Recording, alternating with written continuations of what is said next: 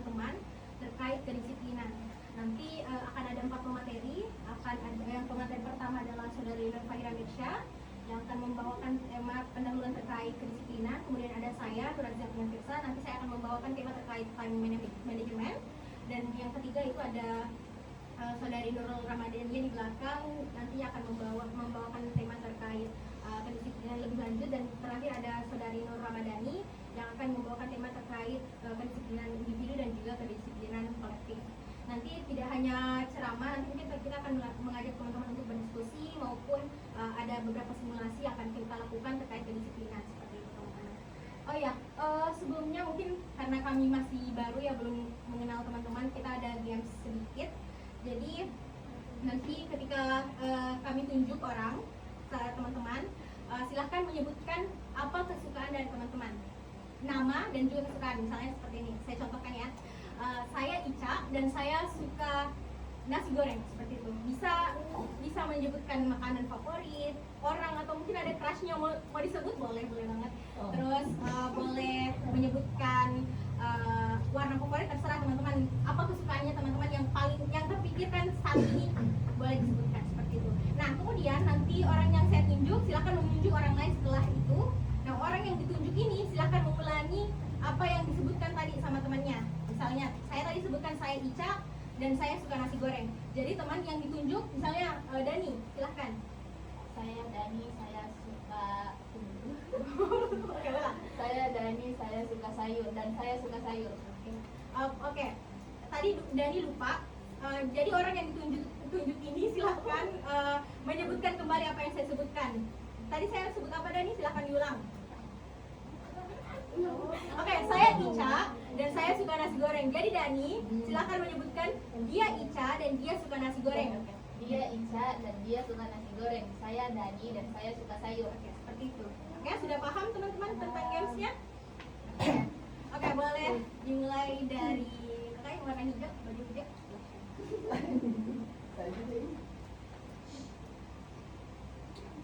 Saya Ana, saya suka sate.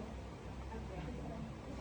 Dia Ana, dia suka sate. Oke. Saya Citra suka bakso. Dia Citra, dia suka bakso. Saya Justin, saya suka Oke. Saya Syakir, dia Justin, saya suka ungu. Oke. Saya Syakir, saya suka badminton. Silakan ditunjuk. Halo Ken. Halo. Dia Syakir, dia suka badminton. Saya Wilda, saya suka permainan bola voli. Oke. Dia Wilda, dia suka main bola voli. Saya Fitri, saya suka basket. Oke. Dia Fitri, dia suka bola basket. Saya Lisa, saya suka berenang. Dia Lisa, dia suka berenang. Saya Yuni, saya suka swim. Oke. Yang terakhir? Dia Yuni, dia suka es krim. Saya Doki, saya suka bermain bola voli. Oke, baik. Terima kasih karena sudah mengikuti games kami dengan baik. Nah, oh ya teman-teman, seperti yang saya sudah bilang sebelumnya, kita akan melakukan pelatihan ini untuk khususnya untuk meningkatkan knowledge teman-teman, pemahaman teman-teman. Jadi kita akan ada pre dan juga post test. Nah, untuk pre testnya mungkin teman-teman bisa tolong siapkan device-nya terlebih dahulu, handphone untuk di scan.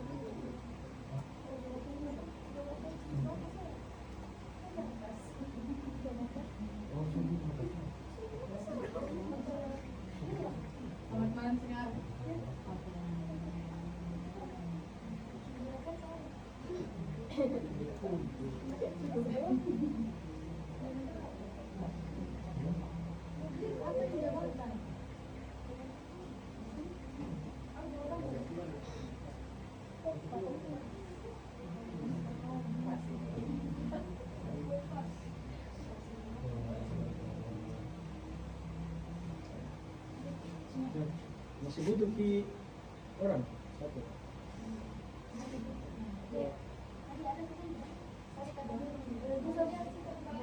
Nama apa Ji penang? Saya kalau mau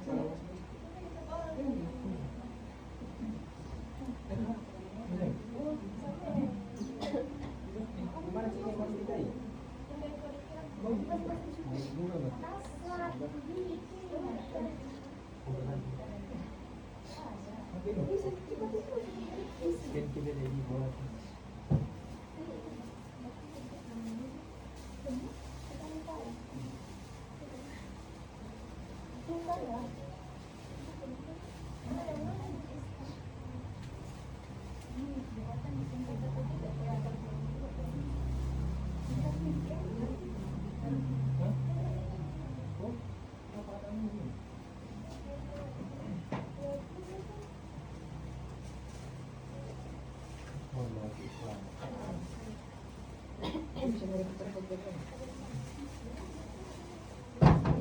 Kita ada.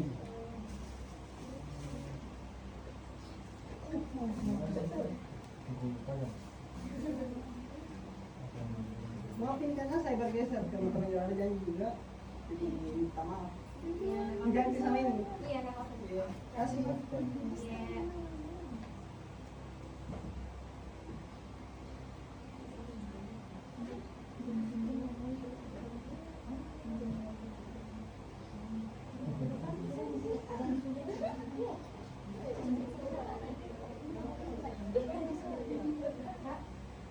Ini yang jabatan di organisasi ini. Iya.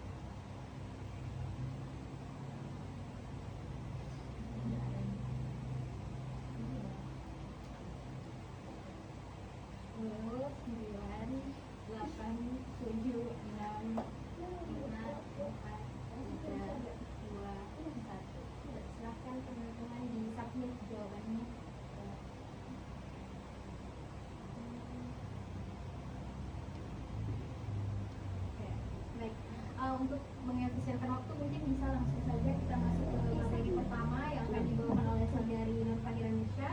Waktu dan tempat kami persilakan. Jangan dulu dia. Sudah, udah ditutup di kamar.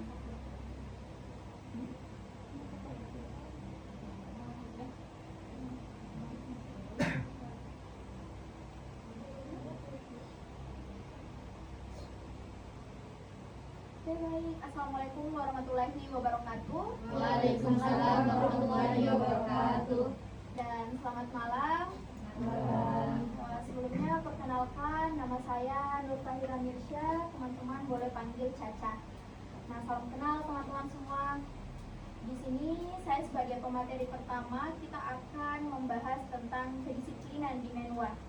Jadi pasti kata kedisiplinan ini bukan sekali dua kali untuk teman-teman dengar, apalagi teman-teman berada di lingkup resimen mahasiswa. Jadi di sini kita lebih ke ingin kembali merefresh teman-teman mengenai kedisiplinan, memaksimalkan kembali sikap-sikap yang mungkin sebelumnya sempat terlewat atau kurang maksimal dengan materi ini. Semoga pemahaman teman-teman akan kedisiplinan itu bisa menjadi lebih tajam. Sebelumnya izinkan saya untuk memperkenalkan diri terlebih dahulu. Di atas agak blur, jadi saya vokalkan saja. Nama saya Nur Fahira Mirsya. Saya mahasiswi semester 6 di Fakultas Psikologi Universitas Negeri Makassar. Jadi saya angkatan 2022. Beberapa kesibukan saya selama berkuliah ini, saya bekerja. Kalau teman-teman tahu JILS, Lembaga Bimbingan Belajar, nah saya menjadi tentor di situ. Di organisasi saya bergabung dengan Maperwa, Majelis Permusyawaratan Mahasiswa di Psikologi UNM. Kemudian saya semester lalu baru saja menyelesaikan intern atau magang saya di Kala sebagai bagian dari HR atau Human Research-nya, HRG. Mungkin itu saja. Saya dari SMA 4 Makassar, jadi saya orang Makassar juga. Next. Nah, beberapa yang akan kita bahas untuk menit-menit selanjutnya itu yang pertama ada pengertian dan urgensi disiplin dalam Menwa. Yang kedua ada mengapa kedisiplinan itu penting di Menwa. Yang ketiga, disiplin sebagai fondasi pembentukan karakter dan kepemimpinan. Dan kita juga akan bahas sedikit studi kasus tokoh militer yang sukses karena menerapkan sikap kedisiplinan yang tinggi. Next. Nah, sebelum kita mulai, saya ingin teman-teman membayangkan terlebih dahulu kita sedang berada di, baik itu di kos atau di kamar, pokoknya di depan laptop teman-teman. Teman-teman sedang duduk dan bergabung ke dalam kelas online Zoom. Nah, teman-teman baru saja menyelesaikan salah satu mata kuliah pada pukul 9 pagi. Oke, pada pukul 9 pagi teman-teman menyelesaikan satu mata kuliah. Setelah itu, pada pukul 9.30 kita lanjut ke mata kuliah selanjutnya. Berarti ada jeda 30 menit. Nah, dalam jeda 30 menit ini, Anda punya waktu luang sebelum beraktivitas selanjutnya. Apa yang akan teman-teman lakukan? Ada option A, ada option B. Ditahan sebentar jawabannya. Nah, di sini karena materi kita kedisiplinan, saya ingin melihat bagaimana teman-teman menjawab pertanyaan di atas berdasarkan aturan yang saya berikan. Yang pertama, teman-teman menjawab sesuai dengan perilaku ketika dihadapkan pada situasi yang tadi kita bayangkan. Yang kedua, teman-teman bertanya menjawab pertanyaan di atas sesuai dengan isi hati teman-teman. Jadi kalau kita di posisi yang tadi, apa yang teman-teman lakukan? Dijawab sejujur mungkin. Silakan dipilih antara A atau B. Sudah? Oke. Yang pilih A boleh angkat tangan. Kalau ada, oh jelas dia menghabiskan waktu dengan berselancar di internet tanpa tujuan yang jelas. Terus option B, menggunakan waktu tersebut untuk mempersiapkan hal-hal yang perlu dilakukan selanjutnya. Jika teman-teman di situasi yang tadi berdasarkan kebiasaannya yang kalian lakukan, option A atau option B? Yang jawab A, saya sendiri jawab A. Teman-teman ada yang jawab A juga? Oke, 1. Yang lain option B? Oke. Nah, pertanyaan di atas tidak memukul rata teman-teman itu. Kalau jawab A berarti perilakunya negatif, atau kalau jawab B berarti perilakunya itu positif. Tapi di sini tadi saya bilang kita mau lihat komitmennya teman-teman sesuai dengan yang saya sampaikan. Apakah menjawab sesuai dengan kebiasaan tak? Jadi kalau memang kebiasaan tak B, berarti teman-teman memang melakukan yang B. Tapi kalau kebiasaan tak yang A, berarti memang yang A, sesuai dengan yang tadi saya sampaikan, yang mana relevan dengan kepribadian tak. Oke, next. Nah, masuk ke materi. Di sini kalau kita bahas materi pasti kita selalu mulai dengan yang namanya pengertian. Apa itu disiplin dan apa pentingnya disiplin di Menwa. Di sini kita akan kaji menurut 3 ahli teman-teman. Ada dari Harlock, ada dari Drakurs, dan dari Alberto. Yang pertama dari Harlock.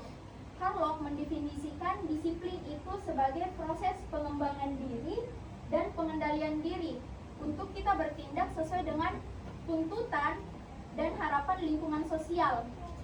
Nah, disiplin itu melibatkan belajar untuk menahan diri dari perilaku yang impulsif dan bertindak dengan cara yang dapat diterima. Jadi memang yang namanya disiplin itu yang paling utama adalah diri kita sendiri. Bagaimana kita mampu untuk menahan diri agar ikut dengan aturan sosial. Contoh, di Menwa itu ada aturan berpakaian ya.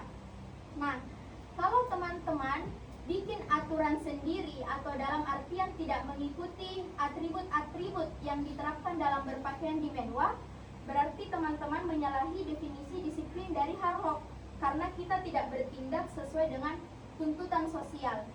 Jadi aturan-aturan itu salah satu dari tuntutan sosial. Yang kedua dari Drakurs. Nah, kalau Drakurs dia berpendapat kalau disiplin itu mengajarkan seorang individu untuk menjadi anggota masyarakat yang kooperatif dan bertanggung jawab. Apa itu kooperatif? Artinya kita bisa bekerja sama. Kita ambil contoh lain di luar Menwa. Teman-teman biasa ya dapat tugas kelompok. Nah, kalau kita dapat tugas kelompok, biasanya ada yang membagi. Kamu kerja bagian A, kamu kerja bagian B, bagian C, bagian D. Kita umpamakan siapa nama tak?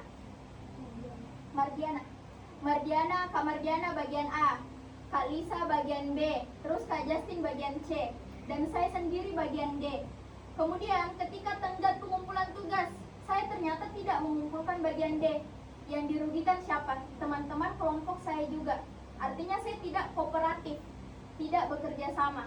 Sedangkan menurut Drakurs, orang yang disiplin itu akan menjadi anggota masyarakat yang kooperatif, bisa bekerja sama. Kalau kita bisa bekerja sama, otomatis kita memenuhi salah satu poin-poin untuk menjadi disiplin. Coba teman-teman bayangkan untuk tugas kelompok tadi. 3 orang sudah bekerja dengan maksimal, hanya karena 1 orang yang tidak kerja, akhirnya tugasnya tidak maksimal karena ada yang tidak kooperatif. Ada yang tidak bisa memaksimalkan dirinya, akhirnya yang lain juga ikut dirugikan. Kalau untuk konteks yang lebih luas, yang dirugikan adalah masyarakatnya, sesuai dengan definisi dari Drakurs. Kemudian yang terakhir dari Alberto. Kalau Alberto, dia menegaskan yang namanya disiplin itu adalah upaya membangun perilaku yang diinginkan dan mengurangi atau menghilangkan perilaku yang tidak diinginkan melalui proses prinsip-prinsip belajar. Jadi teman-teman, yang namanya disiplin itu menurut Alberto dia bisa dibentuk, bisa kita pelajari dengan melalui yang namanya prinsip belajar. Apa itu prinsip belajar? Prinsip belajar adalah keadaan ketika terjadi perilaku yang dikuatkan dan ada perilaku yang dihilangkan. ada reinforcement atau penguatan, dan ada perilaku yang dikurangi. Jadi misal, yang tadi kerja kelompok, ada yang tidak mengumpulkan tugasnya. Nah, agar perilaku tersebut hilang, di tugas selanjutnya dia mengerjakan tugas, apa yang bisa kita lakukan? Contoh, kita tidak masukkan namanya. Nah, pasti di tugas selanjutnya dia akan mengerjakan bagiannya, karena dia tahu ada sanksi yang dia terima. Nah, proses ini namanya proses belajar. Ada perilaku yang dikuatkan dan ada perilaku yang dihilangkan. Sampai di sini jelas, teman-teman? Bisa sih dulu karena putus mas. Oke, Kak. Jadi, next. Secara bahasa ya, disiplin itu adalah kesanggupan kita untuk menaati aturan, norma, atau perintah yang sebelumnya telah disepakati. Mau itu dari luar kita ataupun dari dalam diri kita sendiri. Jadi disiplin itu bukan hanya tentang keterpaksaan, tetapi tentang komitmen terhadap nilai dan tujuan yang ingin kita capai. Contohnya di organisasi, kita masuk ke Menwa D. Nah, itu pasti ada tujuan yang ingin kita capai. Mencapai tujuan ini, kita perlu yang namanya disiplin. Begitu. Next. Nah, terus kenapa sih sebenarnya kedisiplinan itu penting di Menwa? Meskipun di luar Menwa kedisiplinan ini tidak kalah penting, namun di sini kita persempit konteksnya di Menwa karena kita bagikan materi ini ke teman-teman Menwa. Nah, dalam Menwa itu kan kedisiplinan bisa dibilang bukan sekedar aturan atau sifat yang harus dimiliki, cuman mungkin halusnya dia seperti jiwa dari setiap langkahnya teman-teman, barisan, atribut yang teman-teman kenakan. Jadi kalau teman-teman Menwa itu disiplin, yang terlihat bukan hanya berpakaiannya, tapi memang teman-teman menjalankan peran sesuai dengan aturan yang ada. Kita menjadi taat terhadap aturan. Di sini ada 4 alasan kenapa setidaknya kedisiplinan itu penting. Yang pertama, sebagai pilar ketahanan diri. Yang kedua, dengan disiplin menjadikan kita teladan. Yang ketiga, kedisiplinan mengasah rasa tanggung jawab dan loyalitas. Dan yang terakhir, kedisiplinan adalah nafas dari jiwa bela negara. Untuk yang pertama, menjadi anggota Menwa itu, teman-teman dari awal kan ada yang namanya pengkaderan ya. Berarti kita dari awal memang sudah siap untuk dari segi mental, fisik, maupun moral. Nah, tanpa kedisiplinan ini, teman-teman akan mudah goyah. Bisa saja di tengah jalan tiba-tiba tidak aktif, di tengah jalan tiba-tiba jarang ikut mungkin latihan atau proker-proker. Nah, tapi kalau kita belajar menjadi orang yang disiplin, kita tidak hanya mampu mengendalikan diri kita sendiri, tapi kita bisa membawa keuntungan ke sekitar kita. Kita juga menjadi individu yang lebih tegas, tangguh, dan tahan banting dalam segala hal. Dan yang kedua, kedisiplinan menjadikan kita teladan. Jujur ya, di mata mahasiswa lain, kalau kita bilang Menwa, pasti yang langsung di kepalanya kita itu orang-orang yang disiplin, dewasa, dan kayak tentara-tentaranya nih level universitas. Itu yang ada di kepalanya kami kalau dengar kata Menwa. Tapi kita juga tahu kalau di Menwa itu kita belajar baris berbaris. Nah, dari situ kita mencerminkan perilaku-perilaku yang positif. Makanya dengan kedisiplinan kita bisa menjadikan diri kita itu teladan. Orang sudah lihat kita dari atribut, nah ternyata tercermin lagi di perilakunya. Menebarkan perilaku yang positif, teman-teman, dari segi psikologi itu memancarkan energi. Energi ini ada yang namanya efek persuasif, orang-orang akan terpengaruh. Sehingga kita bilang kalau kedisiplinan itu memang menjadikan seseorang teladan.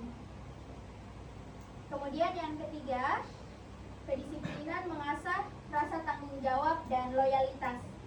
Saat kita menaati perintah, menaati aturan yang telah disepakati di forum-forum, hadir rapat tepat waktu, dan kita juga menjaga nama baik satuan. Nah, kita itu sedang melatih diri untuk menjadi individu yang bisa dipercaya, menjadi individu yang bertanggung jawab dan loyal. Contohnya, teman-teman ada rapat pukul 5 sore. Nah, teman-teman hadir pukul 4.50. Itu adalah bukti kalau teman-teman loyal terhadap organisasi, karena kita tahu sebagai mahasiswa kesibukan kita itu bukan hanya mau ke sekret. Kita mau kerja tugas, kita mau mungkin ada yang juga kerja. Nah, tapi karena kita menjadi orang yang disiplin, kita jadi tahu kalau saya harus datang rapat karena saya punya tanggung jawab itu. Jadi saya hadir. Anggaplah teman-teman untuk hadir ke Menwa itu perlu motor, perlu bensin, atau naik Grab, naik Gojek. Nah, itu kan keluar dana, tapi karena ada kesadaran bahwa saya anggota Menwa, saya harus hadir rapat. Nah, teman-teman loyal, teman-teman rela mengeluarkan pengeluaran di situ karena kita tahu kalau setiap pengorbanan itu pasti ada nilainya. Mungkin kita datang capek-capek, tapi kedepannya tentunya ada yang kita dapatkan, sekecil apapun itu. Dan yang terakhir, kedisiplinan adalah nafas dari jiwa bela negara. Nah, tidak mungkin kita bicara jauh-jauh tentang cinta tanah air kalau kita sendiri tidak disiplin, karena kalau kita disiplin itu kita punya komitmen. Komitmen ini yang akan membawa kita menjadi individu yang lebih konsisten, rela berkorban, serta menjadi lebih taat. Oke, next. Nah, di sini ada disiplin sebagai fondasi pembentukan karakter dan kepemimpinan. Jadi karakter itu tidak dibentuk dalam semalam. Ia dibangun perlahan dari kebiasaan-kebiasaan kecil yang dijaga secara disiplin. Nah, seseorang yang disiplin akan tumbuh menjadi pribadi yang pertama, jujur dan bertanggung jawab, kemudian teguh dan tidak mudah menyerah, dan yang ketiga bisa dipercaya dalam menjalankan tugas. Nah, dengan disiplin kita tuh tidak hanya tahu apa yang harus dilakukan, tapi kita memang melakukan itu karena kita punya dedikasi, dan ini akan menjadi perilaku yang konsisten, akan kita ulang-ulangi. Jadi kalau kita ilustrasikan teman-teman, ketika kita mencoba menjadi orang yang disiplin, level kita itu ada di sini. Nah, ternyata ketika level kita berada di sini, perilaku seperti bertanggung jawab, tangguh, tidak mudah menyerah, bisa dipercaya itu ikut semua. Istilahnya kita menerapkan satu habit, satu perilaku, yaitu disiplin, yang muncul malah ada jujur, bertanggung jawab, tangguh, pokoknya banyak benefitnya. Istilahnya kayak kita beli produk, ternyata isinya itu banyak, gratisnya banyak. Bukan bilang buy one get two, tapi di sini kita buy one get bisa sampai 5. Kita sudah jadi orang yang jujur, bertanggung jawab, dan lain sebagainya. Padahal kita niatnya dari awal itu cuma saya mau besok jadi lebih disiplin deh. Ternyata justru timbul perilaku-perilaku lain yang tentunya berdampak bukan hanya untuk diri kita, tapi untuk lingkup yang lebih luas. Oke, next.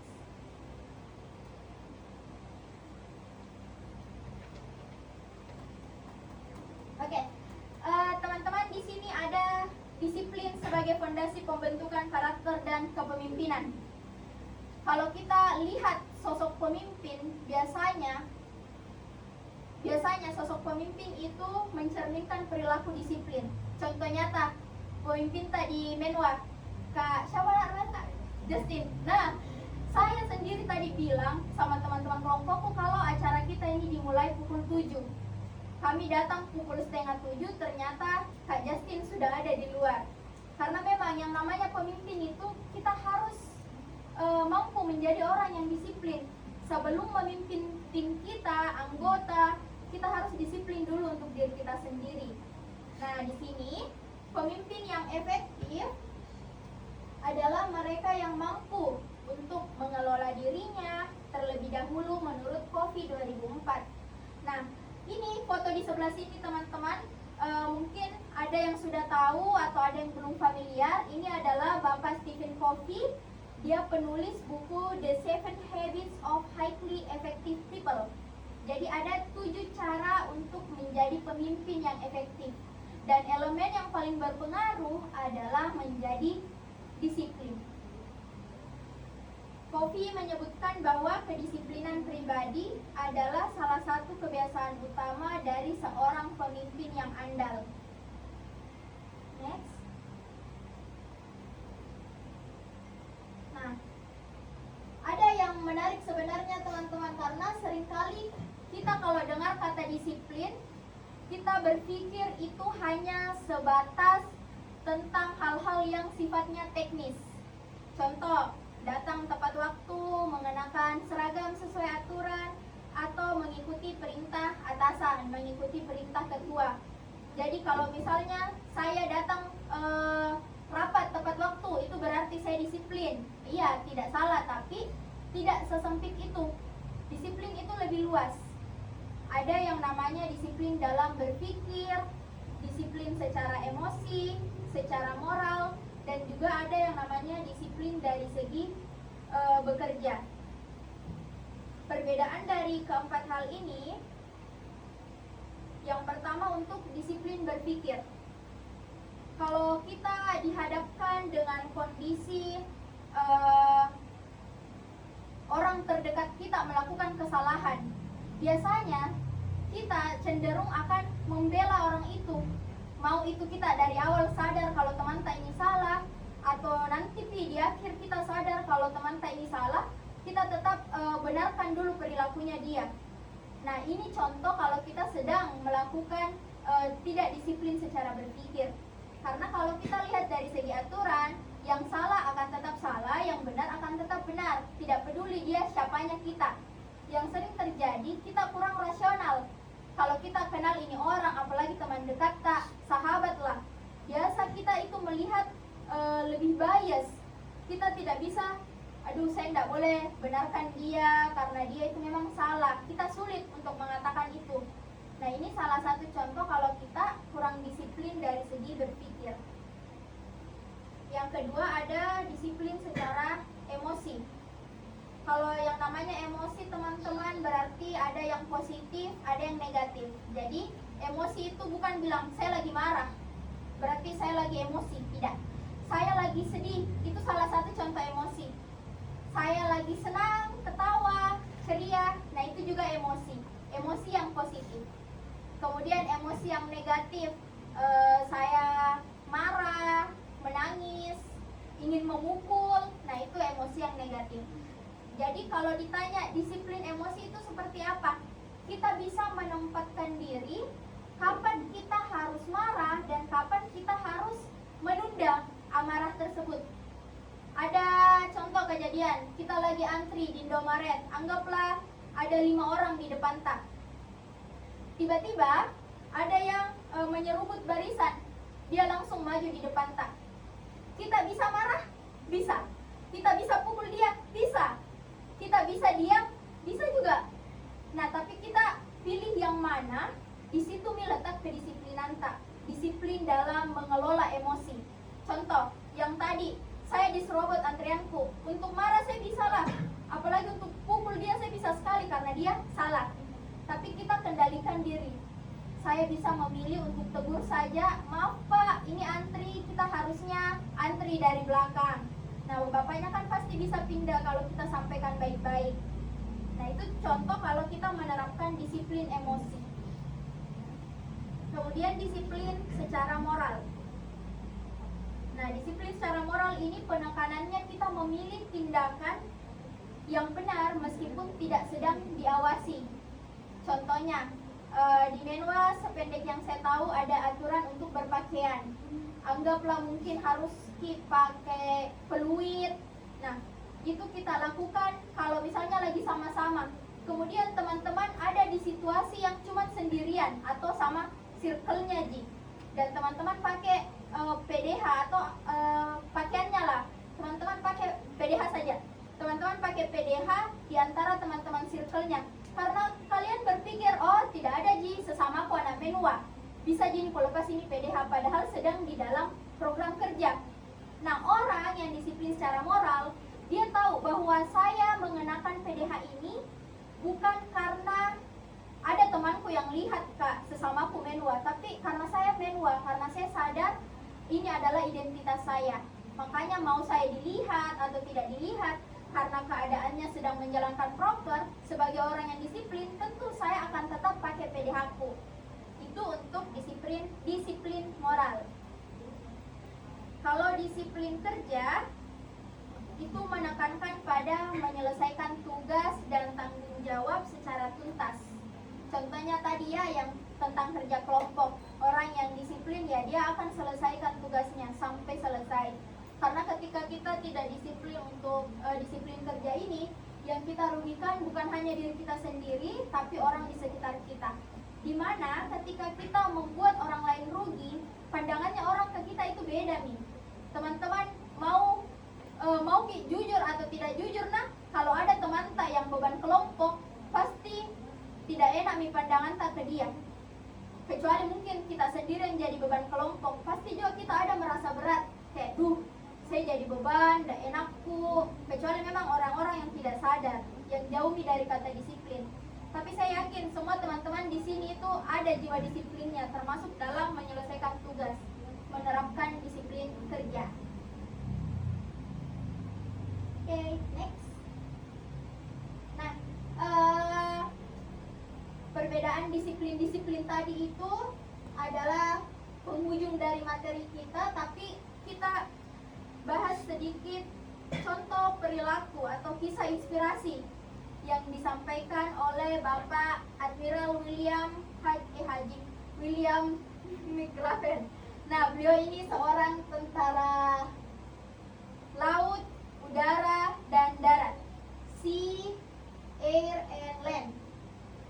Nah, dia bilang kalau jika kamu ingin mengubah dunia, mulailah dengan merapikan tempat tidurmu setiap pagi. Kita pasti bertanya-tanya kayak, kenapa merapikan tempat tidur ini jadi contoh kedisiplinan? Nah, ternyata dalam pidatonya Pak William ini bilang, ketika dia tidur di pagi hari dan terbangun, ketika matanya terbuka, yang pertama ada di kepalanya bukan buka HP teman-teman, langsung, bukan juga cek notif, langsung duduk, tegakkan badan, lalu dia bersihkan tempat tidurnya.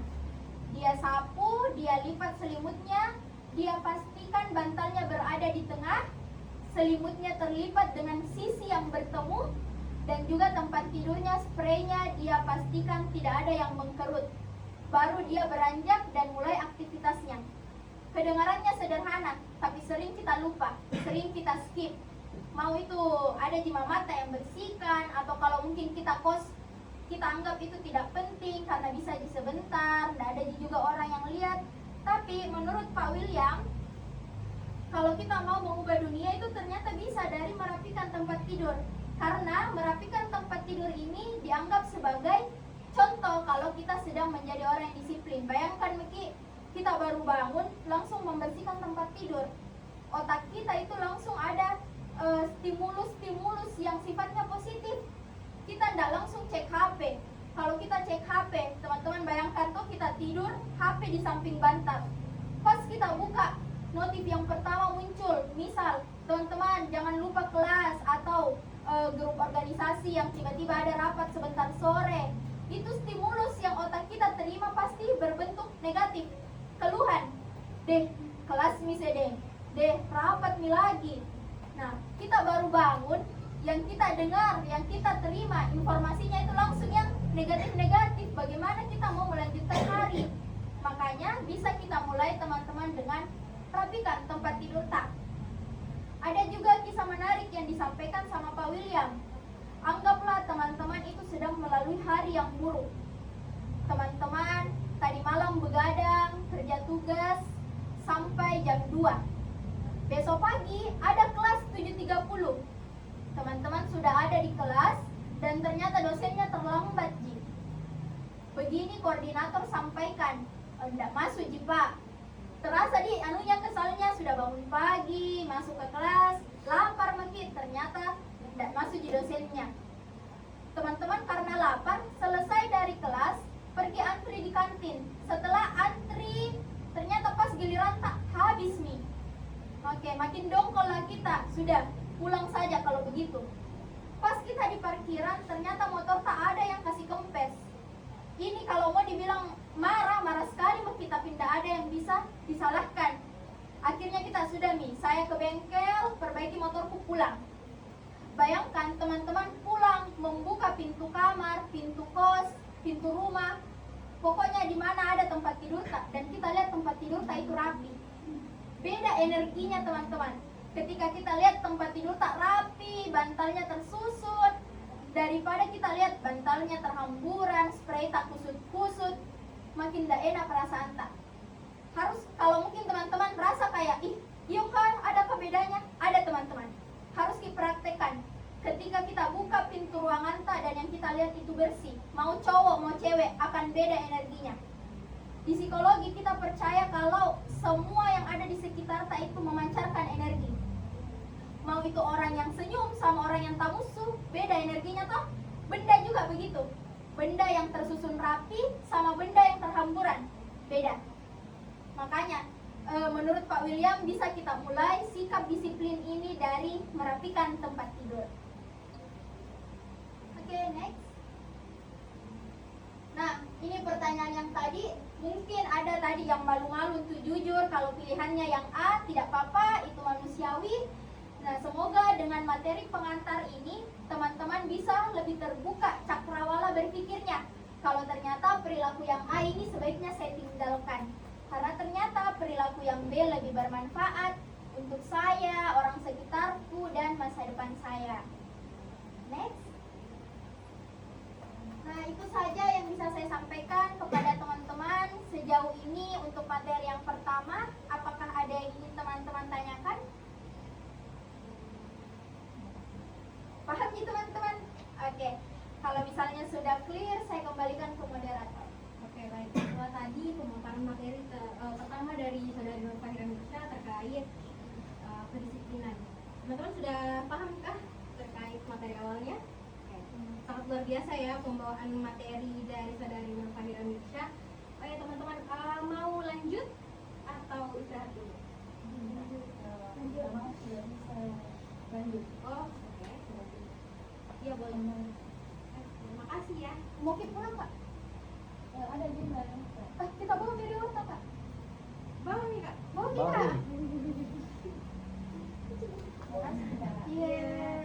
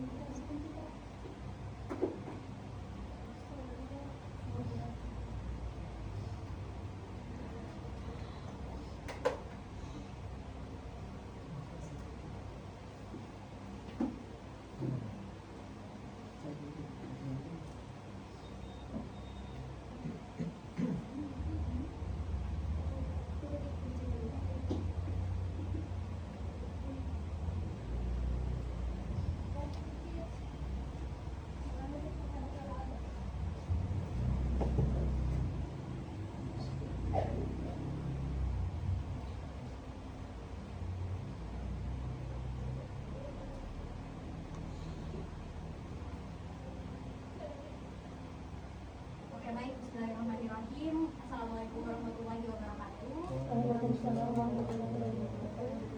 Mungkin kembali saya perkenalkan diri saya terlebih dahulu. Perkenalkan saya Nur Aziza Asliya Firsa. Mungkin teman-teman bisa panggil saya Ica. Di sini saya akan membawakan materi lanjutan terkait kedisiplinan, di mana salah satu indikator penting dalam kedisiplinan itu adalah time management. Jadi di sini saya memberikan materi terkait bagaimana sih kita bisa menjadi seorang master dalam kedisiplinan. Nah, salah satu caranya adalah dengan melakukan time management, sehingga akan menghasilkan bagaimana kita menjadi manusia yang dapat mengontrol diri, sehingga nantinya kita bisa menjadi manusia yang efektif. Nah, ada kaitannya dengan yang telah dipaparkan oleh saudari Nur Fahira Mirsya, yang nantinya akan saya jelaskan terkait matriks yang dilakukan oleh Stephen Covey dalam bukunya Seven Habits. Mungkin ada teman-teman yang pernah baca buku Seven Habits sebelumnya? Oke, belum ada ya. Oke, nanti kita akan jelaskan, saya akan jelaskan terkait bagaimana sih praktik dalam time management yang sangat efektif untuk menciptakan manusia yang efektif pula, seperti itu. Oh ya, sama seperti tadi saudari saya Nur Fahira Mirsya, saya juga perkenalkan diri saya lebih lanjut. Saya merupakan mahasiswa Fakultas Psikologi semester 6 angkatan 2022. Nah, untuk pendidikan sendiri saya saya merupakan alumni dari Madua Bone. Saya berasal dari Kabupaten Bone. Mungkin ada teman-teman yang dari Bone? Oh, di luar. Oke, baik. Nah, untuk skill sendiri saya pernah mengikuti beberapa pelatihan terkait problem solving, terus juga pelatihan terkait alat tes psikologi. Mungkin teman-teman yang mau sharing-sharing terkait psikologi boleh banget. Saya juga berpengalaman di bidang konseling mahasiswa. Jadi konselor sebaya, kan di UNM ini ada unit yang namanya konselor sebaya Universitas Negeri Makassar. Di situ saya juga ada andil saya dalam bidang konseling di sana. Nah, untuk pengalaman sendiri, pengalaman kerja, saya pernah menjadi seorang voice over. Kemudian saya juga pernah menjadi operator di sekolah swasta di Bone, dan juga saya pernah mengikuti intern di salah satu partnership di Telkomsel. Saya merupakan intern di bidang human resource, di mana tugasnya adalah melakukan rekrutmen terhadap anggota baru di perusahaan tersebut. Pengalaman organisasi sendiri, saya pernah memasuki LPM profesi UNM. Selain itu saya juga pernah memasuki divisi hubungan antar lembaga di Himpunan Mahasiswa Hubungan Internasional di UIN Alauddin Makassar, seperti itu. Nah, untuk publikasi sendiri saya pernah mempublikasikan di profesi UNM.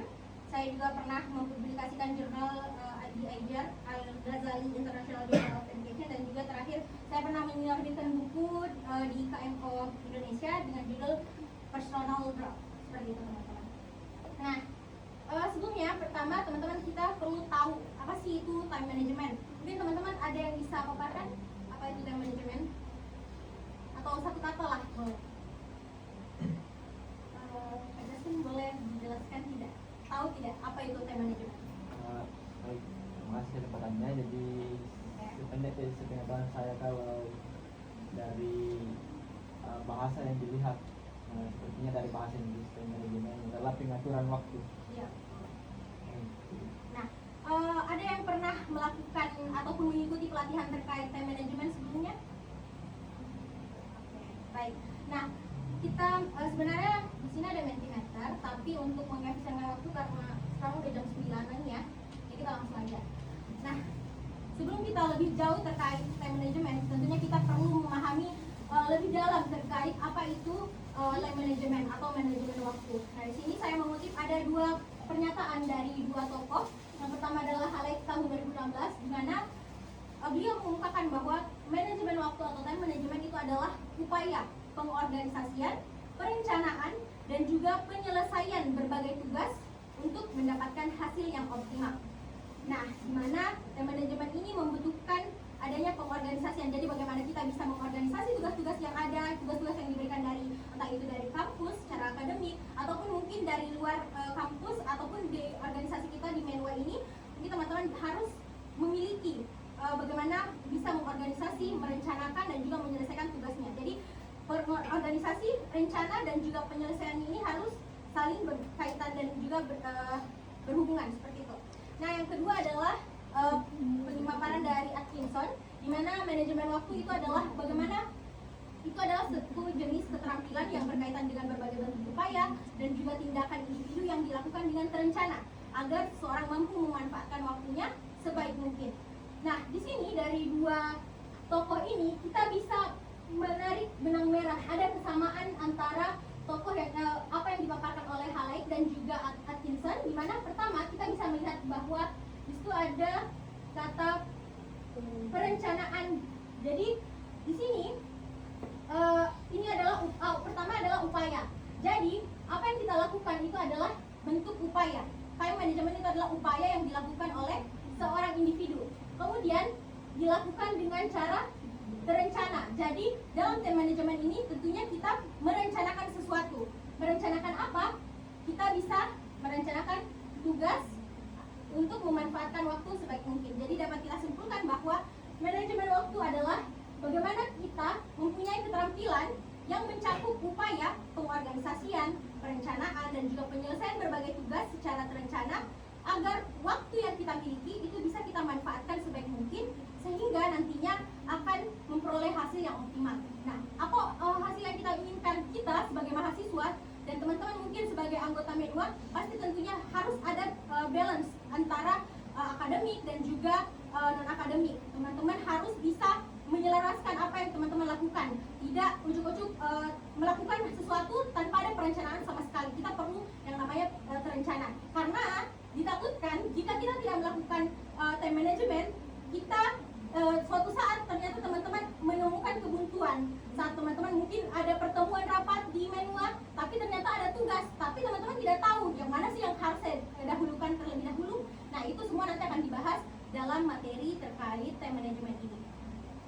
Nah, selanjutnya adalah urgensi time management bagi Menwa. Jadi semua yang kita lakukan, semua yang mungkin telah teman-teman lakukan, semuanya pasti tentunya ada urgensinya masing-masing. Nah, terus kenapa sih kita harus mengetahui bagaimana mengatur waktu yang baik itu seperti apa? Nah, yang pertama adalah meningkatkan disiplin dan juga tanggung jawab, seperti yang sudah dijelaskan mungkin tadi sama saudari Nur Fahira Mirsya, bahwa disiplin ini sangat penting dalam Menwa. Mungkin dari yang sudah saya baca juga dari dokumen-dokumen aturan di Menwa, salah satu hal yang penting dan menjadi tujuan dari Menwa adalah terkait kedisiplinannya, seperti itu. Jadi salah satu indikator dari disiplin adalah time management, sehingga teman-teman perlu kematangan dalam mengorganisasikan waktu teman-teman, mengalokasikan waktu yang teman-teman miliki selama 24 jam itu dengan maksimal, sehingga nanti akan bisa digunakan dan mendapatkan hasil yang optimal. Yang kedua adalah menjaga keseimbangan antara akademik dan juga organisasi. Sudah saya jelaskan sebelumnya bahwa memang teman-teman sebagai mahasiswa dan juga anggota dari Menwa ini punya tuntutan-tuntutan masing-masing. Tentunya sama-sama penting. Tapi yang manakah yang perlu teman-teman dahulukan? Itu perlu perencanaan yang lebih matang seperti itu. Nah, yang ketiga adalah meningkatkan produktivitas dan juga efisiensi kegiatan. Jadi teman-teman kalau misalnya waktu yang teman-teman punya, teman-teman tidak alokasikan dengan baik, tentu akan menghambat produktivitas dan juga efisiensi dari kegiatan-kegiatan yang teman-teman lakukan. Misalnya sekarang teman-teman mungkin ada kegiatan kuliah, terus teman-teman tapi teman-teman diminta untuk datang ke sini. Nah, kalau misalnya teman-teman tidak bisa mengatur waktunya dengan baik, tentu akan bertabrakan. Nah, hal ini akan menghambat produktivitas teman-teman dalam melakukan kegiatan. Nah, yang keempat adalah mendukung pengembangan diri dan juga kepemimpinan. Oke, dalam produktivitas tentunya kita butuh yang namanya pengembangan diri. Ini sejalan dengan pengembangan diri dan juga kepemimpinan teman-teman. Jadi teman-teman, kalau misalnya sebagai seorang pemimpin, dia tidak tahu mengatur waktunya, tidak tahu memprioritaskan yang mana. Misalnya Justin sebagai pemimpin di Menwa ini, Justin tidak bisa mengatur waktunya dengan baik. Justin memilih entah itu mengerjakan tugasnya saja, kemudian mengabaikan tugasnya sebagai seorang pemimpin di Menwa ini. Tentunya itu tidak akan berjalan dengan baik ciri ataupun diri Justin sebagai seorang pemimpin. Hal ini menunjukkan bukti bahwa time management itu adalah hal yang penting dan urgent untuk dilakukan saat ini. Kemudian yang terakhir adalah mencegah stres dan juga kelelahan. Tentu teman-teman kalau misalnya teman-teman melakukan kegiatan terus bertabrakan jadwal antara akademik ataupun non akademik ataupun kegiatan-kegiatan lain, terus teman-teman tidak punya waktu yang tidak punya time management yang baik, tentunya itu akan menjadi masalah tersendiri bagi teman-teman. Misalnya teman-teman, saya sering menemukan dalam organisasi itu ada beberapa anggota yang dia menjadi beban kelompok. Misalnya saya dan Mirsya. Misalnya saya dan Mirsya itu menjadi teman kelompok, tapi Mirsya ada kegiatan di luar kampus. Tapi ini Mirsya bukan beban kelompok ya, jujur. Mirsya sangat membantu kehadirannya di kelompok ini. Nah, jadi jika Mirsya ternyata dia lebih mendahulukan organisasinya dan dia tidak memiliki waktu yang baik, tidak mengatur waktunya dengan baik untuk mengerjakan tugasnya sebagai mahasiswa, tentunya ini akan menjadi stres di akhir bagi Mirsya. Kenapa? Karena pasti akan ada konsekuensi di akhir, yaitu salah satunya adalah mendapatkan nilai error di mata kuliah seperti itu. Jadi makanya kita perlu melakukan time management agar kita bisa mencegah adanya stres ataupun kelelahan akademik ataupun kelelahan yang diakibatkan oleh tidak adanya manajemen waktu yang baik, teman-teman. Oke, next. Nah, waktu sendiri itu punya karakteristik. Ada 5 karakteristik penting dari waktu. Yang pertama adalah tidak disengaja. Oke, waktu itu berjalan begitu saja. Jadi teman-teman, misalnya teman-teman pergi keluar angkasa, teman-teman itu tidak akan waktu itu tidak akan menunggu teman-teman. Jadi misalnya teman-teman ada di planet Mars, waktu di bumi akan tetap berputar karena waktu itu tidak dapat kita sengaja saya mau ke Mars, jadi waktu itu berhenti berputar untuk saya. Tidak, waktu itu akan tetap berputar meskipun kamu ada dimanapun. Yang kedua adalah tidak dapat diubah. Jadi misalnya teman-teman sekarang sudah ada di tempat ini, tapi teman-teman mungkin tidak melakukan tugasnya, mengumpulkan tugasnya di misalnya teman-teman ada tugas dari kampus, dari jurusan, tapi teman-teman tidak mengerjakannya. Teman-teman memilih untuk pergi bermain di luar ataupun jalan nongki sama teman-temannya. Nah, waktu itu tidak dapat diubah. Teman-teman tidak bisa kembali lagi di waktu yang sudah lewat, dan teman-teman hanya tersisa penyesalan karena tidak mengerjakan ataupun mengumpulkan tugas dengan baik. Kemudian yang ketiga adalah sesuatu yang dibutuhkan. Jadi siapa sih yang nggak butuh waktu? Kita semua butuh waktu. Jadi mengerjakan pekerjaan A, mengerjakan tugas itu pun butuh waktu. Teman-teman hadir di sini pun butuh waktu. Kami datang ke sini pun membutuhkan waktu, teman-teman, untuk bisa mendengarkan dan juga turut serta dalam pelatihan ini. Nah, yang keempat adalah waktu itu dapat dihitung. Mungkin teman-teman sudah tahu ya kan, sekarang sudah ada alat-alat untuk menghitung waktu, entah itu jam, ada stopwatch dan lain-lain. Jadi waktu itu dapat dihitung. Nah, yang terakhir adalah waktu itu mutlak. Jadi waktu sekarang menunjukkan pukul 9.23, waktu itu tidak bisa berubah. Jadi satu daerah dengan daerah lain itu sebenarnya waktunya sama. Waktunya itu tetap berputar, tidak ada waktu yang menunggu kita untuk menyelesaikan tugas. Kitalah yang harus mengatur waktu itu, bukan waktu yang mengatur kita. Nah, selanjutnya adalah penyebab utama bad time management.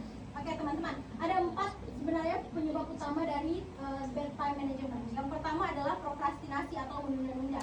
Saya sendiri jujur beberapa kali melakukan kegiatan menunda, dan efeknya itu sangat luar biasa bagi saya. Saya sering merasa stres karena dengan menunda pekerjaan ini, saya akhirnya pekerjaan yang saya miliki itu menumpuk.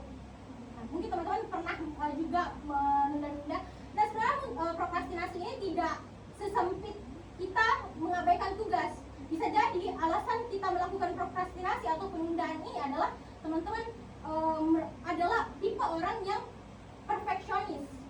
Jadi ada tipe yang memang dia menunda bukan karena dia tidak tahu atau tidak ingin melakukan pekerjaan itu, tapi dia ingin mengerjakannya. Cuma saat dia mengerjakannya, dia merasa bahwa pekerjaan ini tidak sempurna. Dia menuntut kesempurnaan, jadi dia tunda nanti aja sampai aku mendapatkan apa yang seharusnya mendapatkan ide yang maksimal. Saya ingin melakukan pelatihan terkait kedisiplinan ini.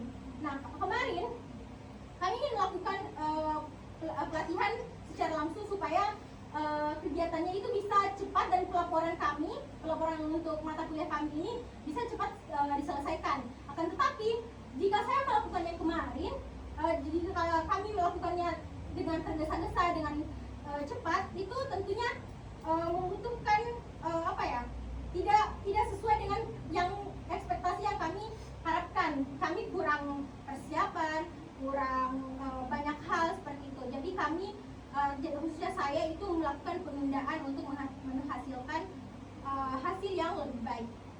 Kemudian yang kedua adalah kemampuan merencanakan yang lemah.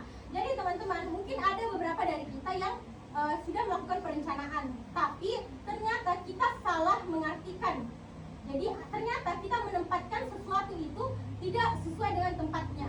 Mungkin ada kegiatan yang teman-teman rasa itu harus dilakukan segera, tapi ternyata masih bisa didelegasikan untuk orang lain.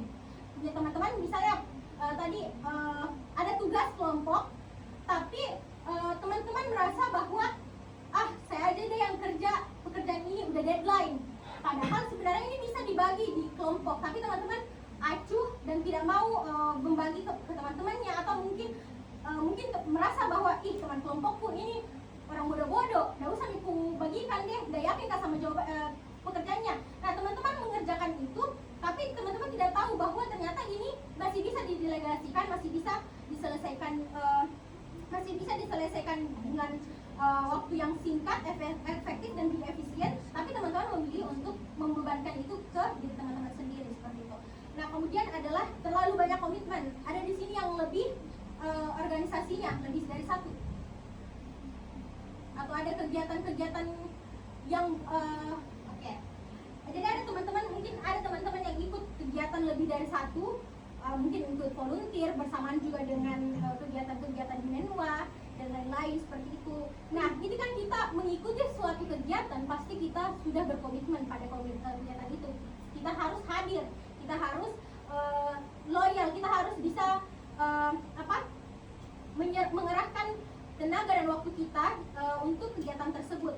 Nah, tapi ternyata teman-teman tidak mampu untuk melakukan kegiatan tersebut bersamaan. Jadi teman-teman terlalu banyak komitmen, itu juga terlalu buruk. Jadi teman-teman harus tahu kira-kira teman-teman itu mampunya yang mana, kemudian yang mana yang perlu diselesaikan. Kemudian yang terakhir adalah gangguan digital. Di sini teman-teman punya handphone karena masing-masing smartphone. Teman-teman juga punya mungkin sosmed. Ada yang mau mutualan? Oke. Nah, gangguan di digital itu juga salah satu faktor yang menyebabkan kita punya bad time management. Mungkin teman-teman sudah merencanakan, saya nanti mau kerjain tugas jam 9. Tapi tiba-tiba notif dari pacar masuk. Ayo Midah jalan. Nah, pasti ada dorongan dari dalam diri untuk ikut jalan sama pacar kita, sehingga hal ini bisa menyebabkan teman-teman itu memundurkan apa yang sudah teman-teman merencanakan sebelumnya, ataupun bahkan menghilangkan pekerjaan yang sudah teman-teman rencanakan sebelumnya. Seperti itu. Jadi itu 4 penyebab utama dari bad time management. Next. Oke, saya ada video.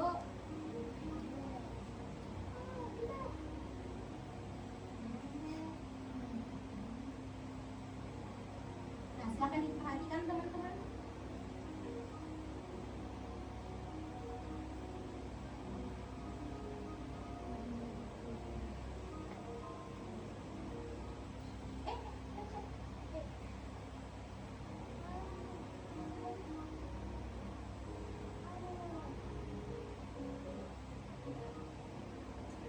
Oke, teman-teman bisa lihat di sini ada ini warna-warni beras warna-warni. Ini adalah bisa kita asumsikan sebagai kegiatan-kegiatan yang kecil ataupun mungkin kegiatan-kegiatan yang tidak bermakna. Kemudian kelereng itu kegiatan yang lebih kegiatan yang mendesak tapi tidak penting. Misalnya untuk yang pertama ini bisa kita lihat contohnya adalah bermain sosial media. Bermain sosial media seperti Instagram, Facebook, TV, nonton televisi. Selanjutnya adalah kelereng, itu seperti makan.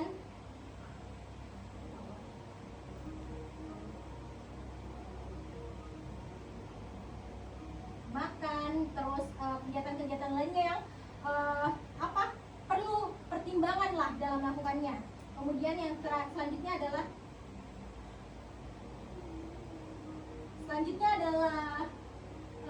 batuk. batu.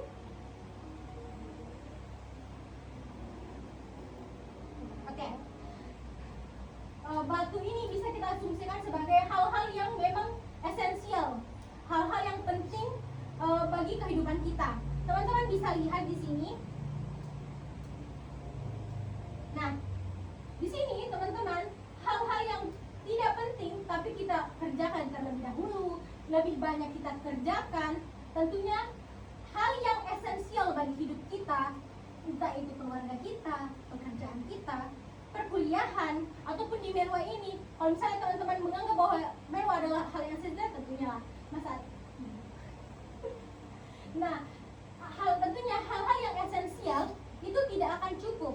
Ibaratnya wadah ini, wadah bening ini adalah waktu teman-teman 24 jam yang kita miliki. Tapi jika teman-teman hanya mengisi waktu 24 jam itu dengan kegiatan-kegiatan yang tidak penting, terus di mana kita ingin meletakkan hal-hal yang esensial itu? Nah, jadi sebenarnya waktu 24 jam itu bukan tidak bisa kita isi dengan hal-hal yang penting. Bisa, tapi bagaimana caranya kita mengatur hal itu menjadi waktu yang lebih baik. Nah, seperti ini. Teman-teman, silakan letakkan important thing in first. Jadi, hal-hal yang important atau hal-hal yang penting silahkan simpan pada bagian paling pertama. Apa aja yang menurut teman-teman penting? Kalau Justin, apa kira-kira yang penting bagi Justin? Akademik kan? Jadi teman Justin, kalau misalnya ada kegiatan, berarti Justin tahu, menurut Justin, hal yang important, hal yang penting dalam diri Justin adalah hal akademik. Nah, jika dibandingkan dengan bermain sosmed, kira-kira menurut Justin apa yang lebih penting, bermain sosmed atau non-akademik? Hal akademik. Akademik. Jadi Justin sudah tahu apa yang penting bagi diri Justin. Begitupun teman-teman sudah tahu apa yang menurut teman-teman itu penting. Jadi silahkan, karena sudah tahu, berarti teman-teman bisa meletakkan hal-hal yang penting itu sebagai urutan yang pertama. Nah, selanjutnya silahkan letakkan hal-hal terpenting kedua itu di urutan yang kedua, dan yang terakhir adalah hal-hal yang ekstra ataupun hal-hal yang di luar hal-hal yang penting. Misalnya untuk liburan, untuk bermain sosmed, itu kan sebagai mahasiswa bukan hal yang memang urgent untuk dilakukan, tidak mendesak sama sekali untuk dilakukan.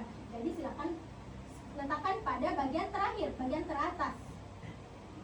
Nah, terbukti bahwa dengan melakukan atau meletakkan sesuatu pada tempatnya, itu akan menghasilkan time management yang baik. Jadi teman-teman tidak membuang-buang waktu, tapi semua itu ada porsinya masing-masing.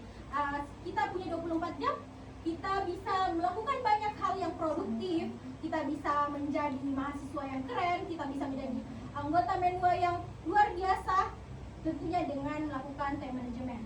Jadi jika kita tidak melakukan time management yang baik, akan berdampak pada prioritas kita itu terabaikan. Kemudian kita kehilangan kontrol dan juga fokus. Kita hanya melakukan hal-hal yang tidak penting, bermain scroll TikTok, bermain nonton TV dan lain-lain. Itu kita akan kehilangan kontrol dan fokus.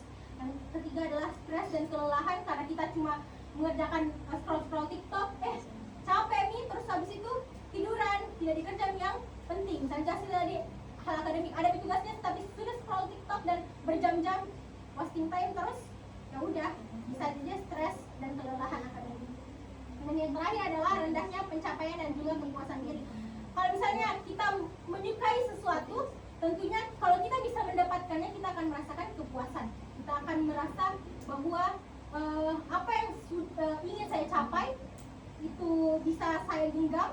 Nah, tentunya ini akan menciptakan kebahagiaan bagi kita. Jadi kalau misalnya teman-teman tidak bisa mendapatkan put things first atau meletakkan sesuatu yang penting bagi teman-teman di posisi pertama, teman-teman silahkan merasakan konsekuensinya sendiri, yaitu rendahnya pencapaian dan rendahnya kepuasan diri.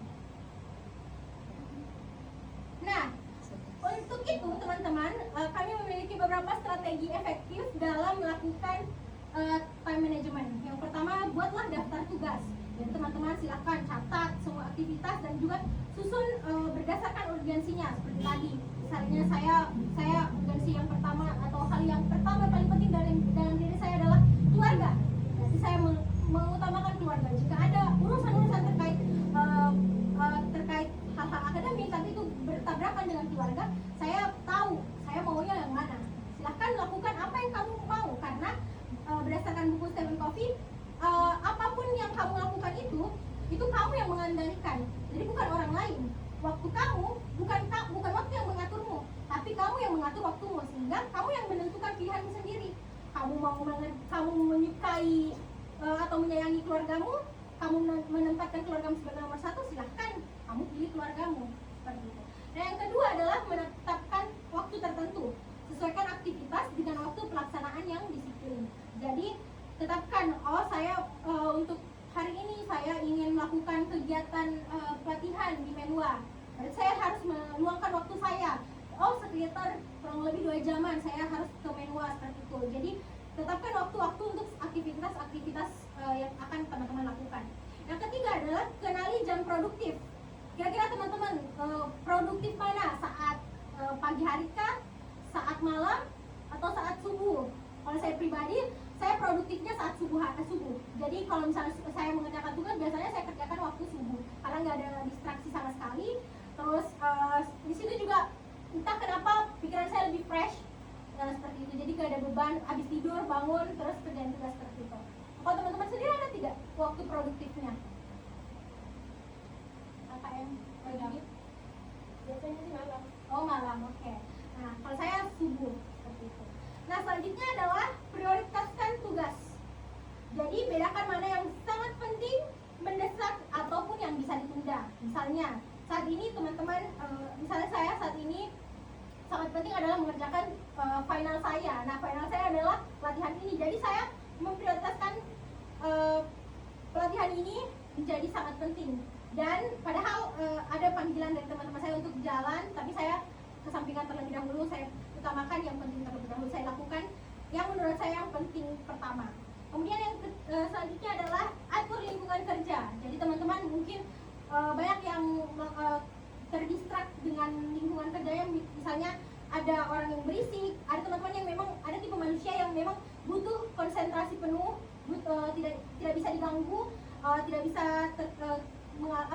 ada distraksi dari lingkungan, itu bisa memecah fokusnya, sehingga memang perlu kita ketahui diri kita sendiri. Dan kalau misalnya kita tahu bahwa kita tidak bisa bekerja saat ada orang yang berbicara ataupun saat bising, itu kita bisa mengatur lingkungan kerja kita, lingkungan kita saat kita melakukan kegiatan ataupun aktivitas yang menurut kita penting.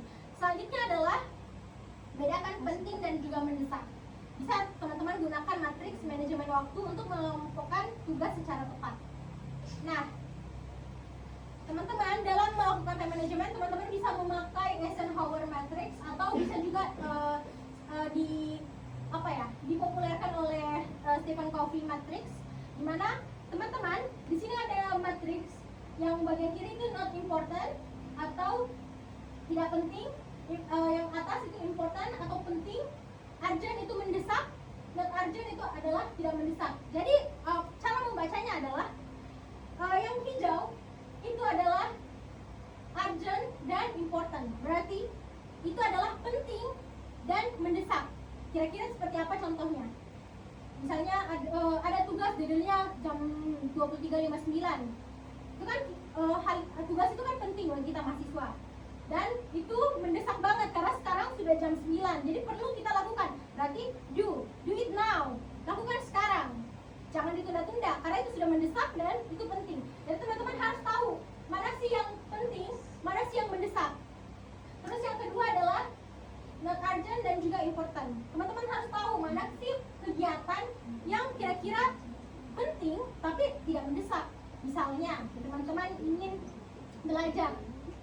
Belajar kan sebagai mahasiswa tentunya itu sebagai kewajiban kita. Kita penting untuk belajar, kita penting untuk menambah wawasan kita, entah itu sesuai dengan jurusan kita atau mungkin wawasan kebangsaan ataupun wawasan lainnya terkait yang kita minati.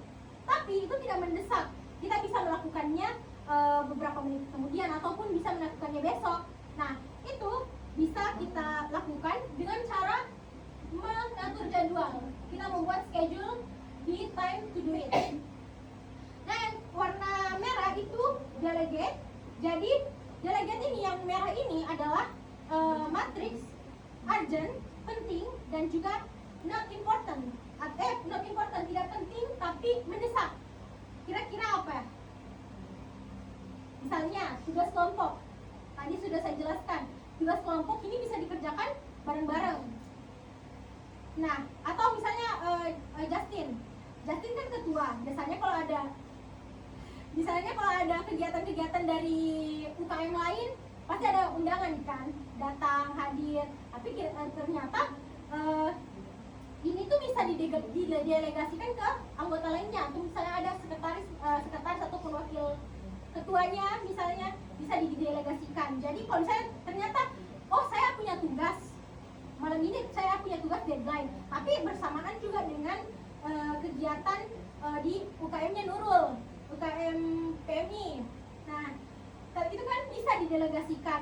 Jadi Justin silahkan memberitahukan ke wakilnya ataupun sekretaris ataupun anggota-anggota lainnya untuk mewakili atau menjadi delegasinya Justin di UKM-nya Nurul, seperti itu. Nah, yang terakhir itu yang matriks abu itu adalah delete, hapus. Apa itu? Not urgent, tidak mendesak, dan not important, jadi tidak penting. Jadi apapun kegiatan yang menurutnya teman-teman itu tidak penting, tidak mendesak, itu silakan dihapus saja. Kalau misalnya memang sudah full banget nih toh, sudah tahu nih ternyata hari ini saya punya deadline banyak, terus saya juga perlu meluangkan waktu untuk keluarga saya, terus saya juga ternyata ada ini undangan, masa saya scrolling TikTok aja? Itu kan tidak terlalu mendesak dan juga tidak penting. Jadi silakan di delete, hapus, eliminasi, seperti itu. Nah, kalau dalam teorinya Stephen Covey sendiri, di antara 4 matriks ini ada satu waktu yang paling penting atau paling bagus lah, atau harusnya kita paling suka waktu itu. Kira-kira ada yang bisa jawab tidak? Kalau yang bisa jawab nanti saya kasih hadiah. Kira-kira di antara hijau, blue, biru, decide, terus merah, delegate, dan abu-abu ini delete. Kira-kira yang mana yang paling bagus? Biru, kenapa? Kalau boleh tahu? Dari saya yang pertama, dia penting tapi dia tidak termasuk di darurat atau tidak urgent. Jadi itu bisa diantisipasi sebelum dia masuk ke kategori urgent. Oke. Ada yang sepakat dengan jawaban Kak siapa, sorry? Kak Zauki. Oh, Kak Zauki. Oke. Ada yang sepakat? Atau ada yang jawabannya berbeda? Yang baju biru senyum-senyum. Kira-kira yang mana yang paling penting? Atau bukan paling penting, paling baik menurut Kofi kira-kira? Gak ada yang nggak harus benar sih. Yang hijau, kenapa itu? Karena menurut saya kan sesuatu yang bisa kita laksanakan sekarang, kenapa tidak kita kerjakan di waktu-waktu yang memang bisa kita luangkan untuk kerjakan. Jadi lebih bisa kita antisipasi sebelum deadline. Oke. Tadi kita punya 2 jawaban. Siapa yang memilih jawaban warna biru? Angkat tangannya. Oke, ada 4. Yang memilih warna hijau tadi siapa? Siapa aja? Oke, ada yang pilih merah? Atau yang abu-abu? Ada tidak? Oke, mungkin masih ada yang malu-malu untuk mengangkat tangannya. Oke, dari teman-teman, kalau menurut Stephen Covey itu benar tadi jawaban dari Kak. Ya itu. Jadi waktu yang paling bagus itu sebenarnya adalah yang biru. Kenapa? Jadi karena kita tidak tergesa-gesa saja, kita harus kerjakan, tidak harus kita buru-buru karena deadline ini, dan itu hal yang penting. Jadi betul juga alasannya kita bisa mengantisipasi hal-hal itu bisa menjadi mendesak, tapi kita bisa kerjakan lebih dahulu, seperti itu. Jadi hal-hal yang memang misalnya kayak belajar itu kan kita bisa kapan saja, dan itu memang penting tapi tidak mendesak. Tidak harus dibilang kita kumpulkan itu hasil kita belajar, tidak harus gitu. Jadi memang kalau menurut Stephen Covey yang paling bagus dan paling disukai itu memang yang biru. Kalau yang lainnya kan memang kita suka didesak-desak, tidak toh kayak diburu-burui kayak kerja tugas kita pasti langsung cepat mau kumpul gitu, mau deadline kan enggak mungkin, kita enggak suka. Ada kan yang suka diburu-burui, didesak, enggak. Oke. Nah, kalau misalnya yang merah kan not important dan juga urgent, penting mendesak tapi tidak penting, mendesak tidak datang. Tapi ya kalau belum saya kegiatannya Nurul memang penting sih, sorry Nurul.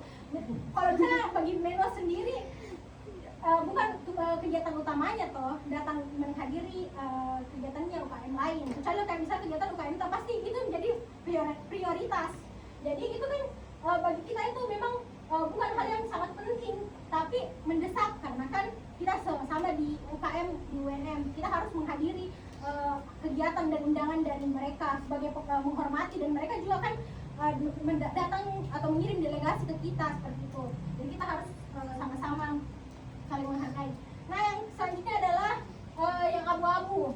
Nah, ini hapuslah. Ngapain kita buang-buang waktu, buang-buang tenaga untuk hal-hal yang tidak penting dan tidak mendesak juga. Nah, selanjutnya teman-teman. Oke. Nah, saya punya mini task, tugas kecil lah buat kita semua, namanya kuadran waktuku. Silakan teman-teman, mungkin ada di depannya kertas dan juga alat tulis. Siapkan buku, kertas, pulpen ataupun pensil. Selanjutnya silakan teman-teman tulis dalam waktu kurang lebih berapa ya? Berapa ya, Syah? 5 menit.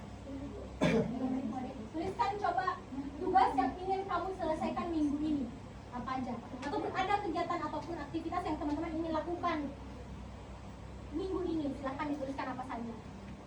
Sudah siap teman-teman kertas dan pulpennya? Oke, bisa dimulai. 3, 2, 1, 5 menit dimulai.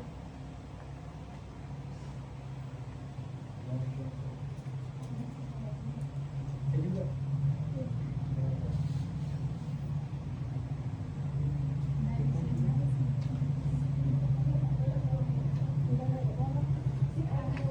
Dikasih kolom. Ini ya. Kalau misalnya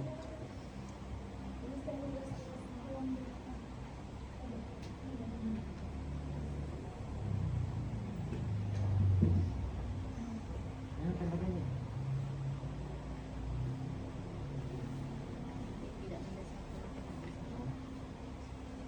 Terus bisa ditarik.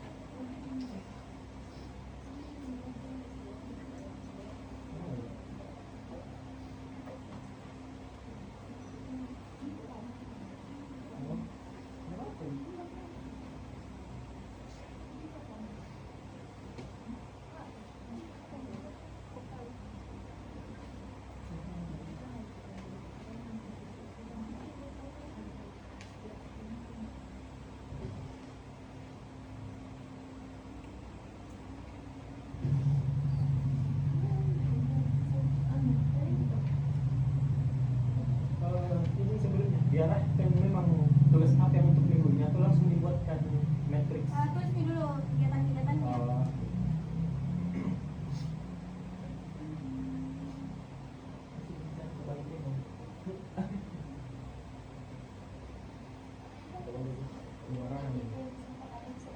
Bisa bisa beberapa berarti ya?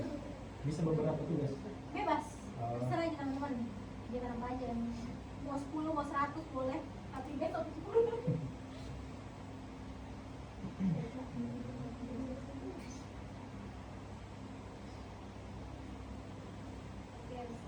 Bisa waktunya 2 menit teman-teman.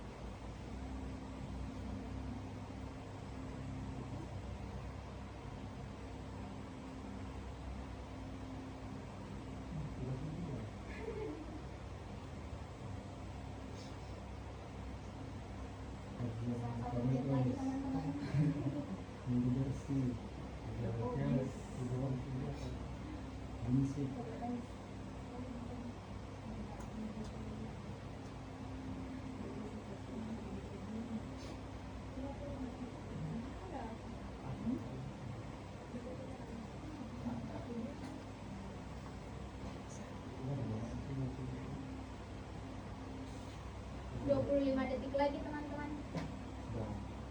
Oke.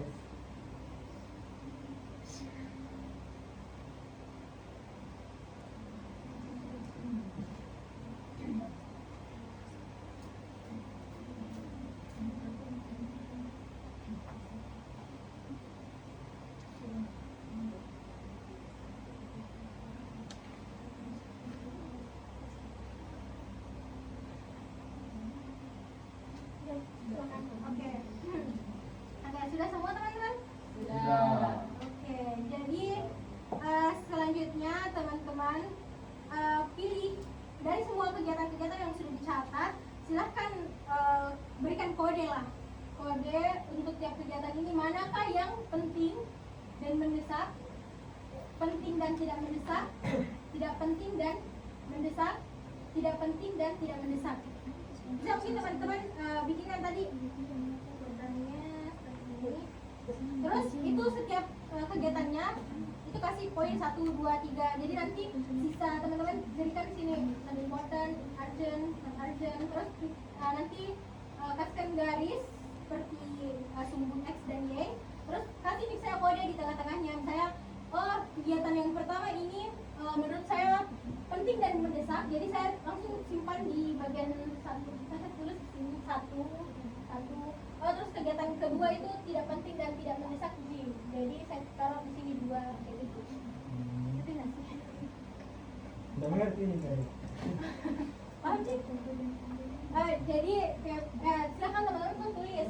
Jadi di sini kan urgent itu mendesak, important itu penting, dan important itu tidak penting. Tapi terus di sini not urgent itu mendesak, tidak mendesak. Jadi teman-teman kasih garis sumbu X dan Y gitu, jadi tanda panah gitu. Terus untuk membagi bagian, jadi ada bagian do, decide, delegate, dan delete. Jadi teman-teman kalau misalnya poin pertama itu teman-teman merasa bahwa itu mendesak tapi tidak penting, jadi silakan berikan angka 1 di sini. Terus ternyata poin yang kegiatan kedua itu tidak penting tapi mendesak, ya silakan tulis nomor 2 di bagian kiri. Kayak gitu nanti enggak? Ada pertanyaan?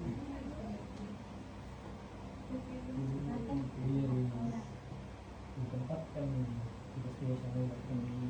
Ya teman-teman kan tadi sudah menulis, ada mungkin ada yang bisa jadi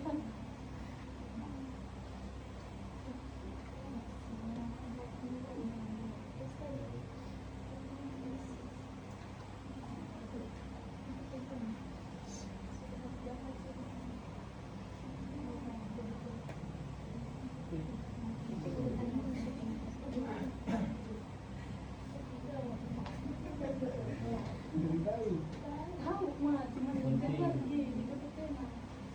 penting tidak mendesak.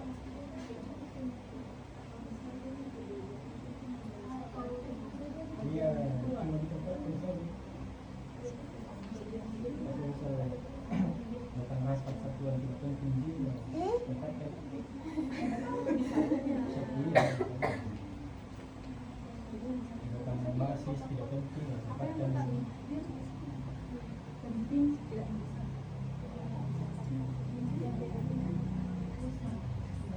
Saya begini teman-teman. Kan tadi sudah ada nomor toh, ada sudah di kerja. Silakan berikan nomor untuk tiap kegiatan 1, 2, 3. Misalnya PR ada PR. Nah,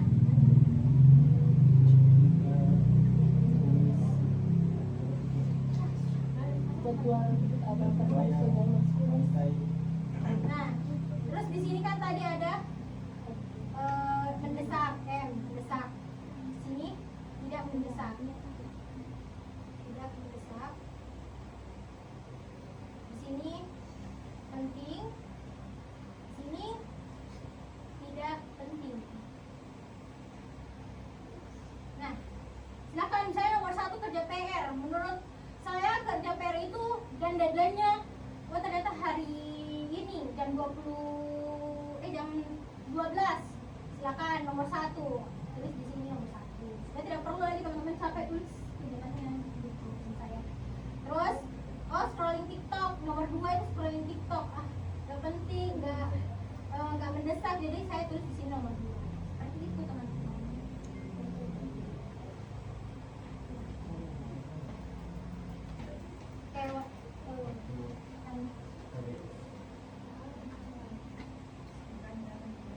Oke, waktunya 3 menit teman-teman.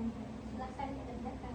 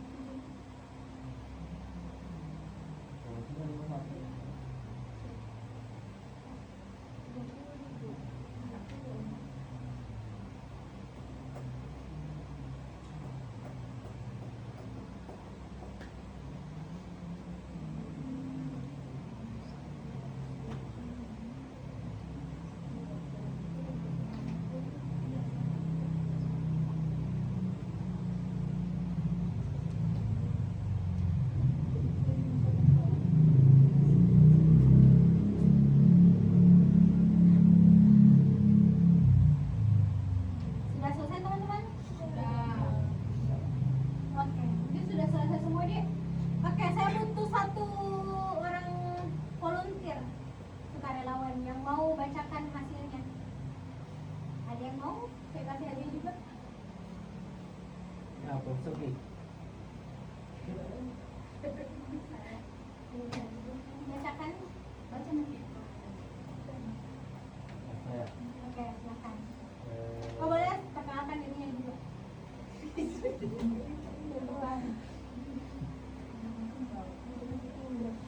Perkenalkan, nama saya Indra Kitama.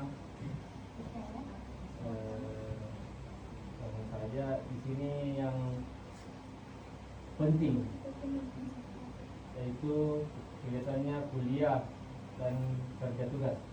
Oke. Kuliah dan kerja tugas itu masuk ke kuadran mana? Penting. Penting, Penting dan mendesak? penting ya, penting dan mendesak. Oke. Alasannya kenapa penting dan mendesak? Kalau boleh tahu. Karena apa? Kewajibannya memang kita untuk berkuliah itu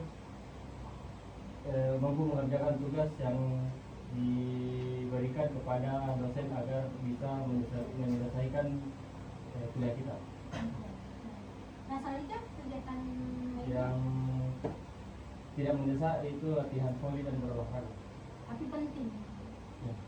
Karena kamu suka. Ya. Selanjutnya masih ada kah? Ada yang tidak penting. Nonton. Nonton. Tidak penting dan tidak mendesak. Oke. Itu aja. Baik. Oke, baik. Nah, oke. Satu yang saya catat satu yang saya highlight di sini. Teman-teman, dalam kuadran itu sebenarnya bisa saja tidak terisi penuh. Maksudnya tidak terisi semua. Jadi, bisa saja ternyata teman-teman sudah menyusun aktivitas, itu aktivitasnya itu teman-teman memang sudah membuang hal-hal yang tidak penting dan juga tidak mendesak. Seperti itu. Jadi tidak mesti terisi semua. Nah, karena teman-teman sudah tahu bahwa teman-teman tidak mau melakukan itu, karena mungkin sudah tadi saya jelaskan kalau misalnya ada hal yang dalam satu minggu ini teman-teman mau melakukan kegiatan yang ternyata mendesak tapi tidak penting, ternyata tidak ada, itu tidak apa-apa, itu boleh-boleh saja kayak gitu. Nah teman-teman, terus mungkin teman-teman bertanya-tanya, buat apa sih dicatat-catat, kayak buang-buang waktu saja dicatat-catat ini kegiatannya. Iya memang, ini kenapa kami meminta teman-teman untuk mencatat di kertas, itu sebenarnya sebagai latihan awal teman-teman. Kalau teman-teman sudah terbiasa, nanti itu sudah tersimpan memang di memorinya teman-teman, dan akan otomatis sih teman-teman tahu yang mana sih yang memang menjadi prioritasnya teman-teman, mana sih yang memang mendesak dan perlu dilakukan sekarang, sehingga teman-teman nantinya bisa terbiasa dengan manajemen waktu yang baik seperti itu. Mungkin itu saja dari saya. Dua orang tadi yang sudah jauh. Insyaallah dari semangat terdapat.